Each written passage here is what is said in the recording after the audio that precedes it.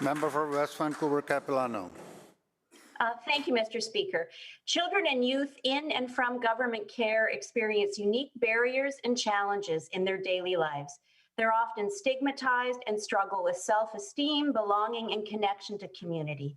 It's the responsibility of all of us to make sure that children and youth in care have the same right to safety and support for development and social well-being.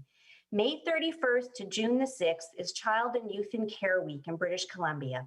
A group of youth in and from care advocated for this week so their siblings could grow up feeling celebrated for their diverse talents and accomplishments, surrounded by a supportive community who stands with them. There are many reasons that a young person may go into care when they or their family are in crisis. From babies to teens, children can be removed for any number of reasons. Their parents are unable to care for them or don't have the skills or the tools they need to care for them. Sometimes it's just for a short while, and sometimes it can be their whole childhood.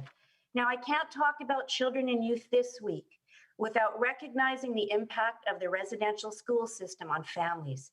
Indigenous youth are overrepresented in the number of youth in care.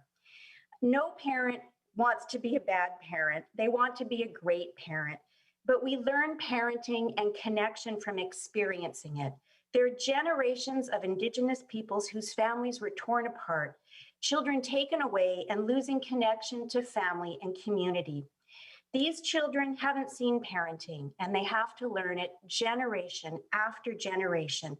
And the last thing that we want to do is to continue to separate Indigenous families.